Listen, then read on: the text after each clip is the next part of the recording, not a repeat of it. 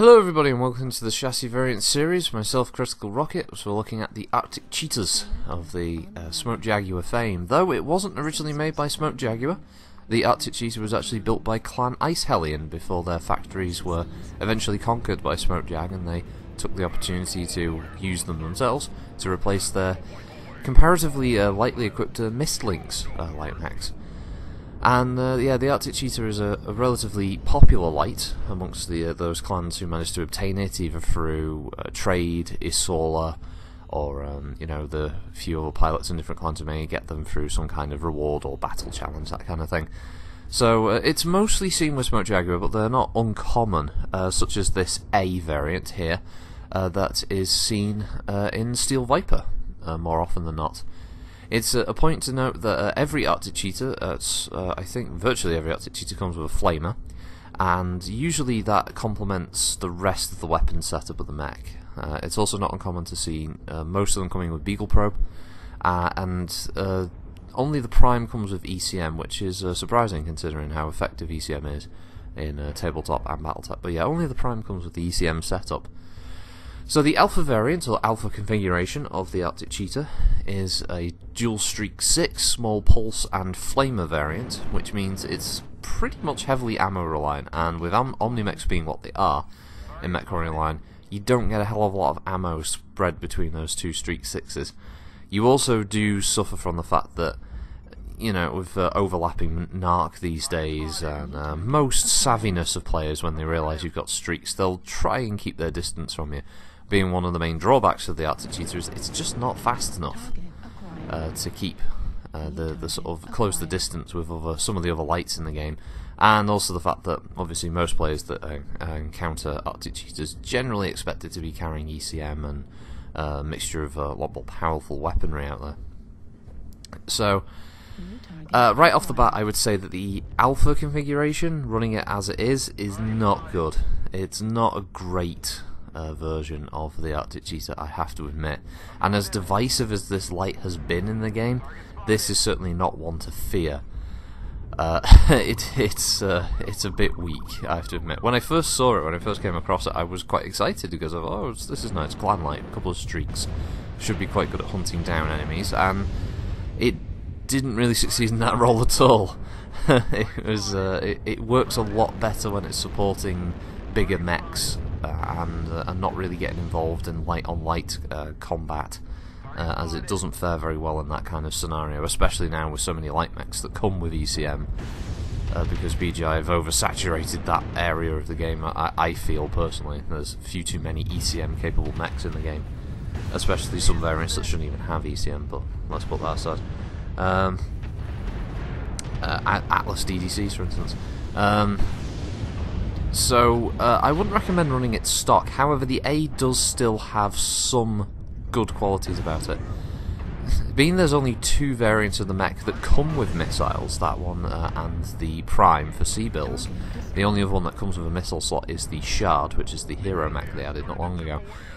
It is a good candidate for ATM missiles, and I would definitely recommend it if you're going to try out the A and its missile hardpoints, giving it a whirl with the Streak 6s. With the Streak 6s replaced by ATMs 3s or 6s themselves, as it means that the mech can deal a phenomenal amount of damage at short range and pretty decent punch at medium range. Especially if you're willing to strip out the other weaponry as well, you should be able to fit enough ammunition in there that it can do a fair amount.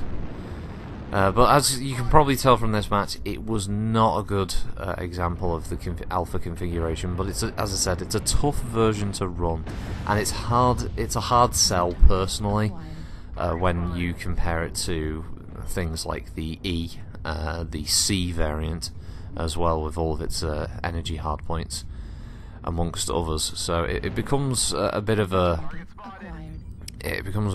sort of weak.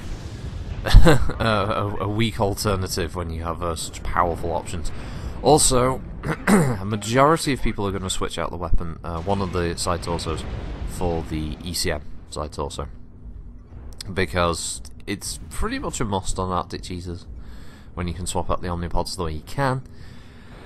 What else is there? Oh, all the weapons are in the arms on this version. Although those missile hardpoints look like they might be in the side torsos, they actually count as the arms. So basically, if you lose one or both, you have no weaponry.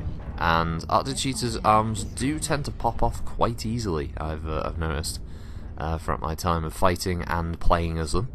So always be aware of that. If you do decide to ever try and run a kind of ATM type build, it might not go so well for you in that regard. But honestly, if you were looking to pick up the Arctic Cheetah, I would not recommend picking up the Alpha as a start point. It just doesn't really have much going for it in that regard. There is some fun to be had with the streaks and such, but I would definitely rebuild it to be more of a kind of ATM carrier, or just a straight up splat mech instead. It doesn't have much in the way of inflation and hardpoints either. Actually, it's just got the 2 missile and 2 energy, so it's also pretty straightforward in that regard. So yeah, not a glowing review. It is fun. Steel Viper did build it, and I like Steel Viper, but they have a bit of a tough time on winning it in the MechWarrior front. Tabletop front, obviously 2 streak 6 equipped light is pretty powerful, but in in this scenario, it's not very good for MechWarrior Online. So I'll probably leave you there with that. There's not much left of this match. Obviously, this is on old Ruby Light Oasis. I would like to, while it's still running, as a bit of a tangent, I think PGI have immediately done overkill with the new map. It's great that there's a new map, really nice. However, creating part of an event chain around it, not a good idea.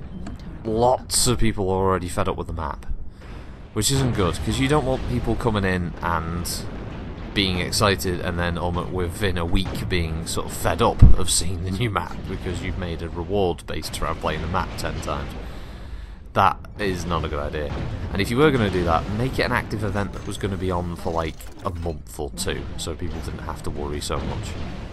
But yeah, there we go. That's me popped. Anyway, thanks for watching, everybody. Hope you have a good week, and I'll see you next time. Bye.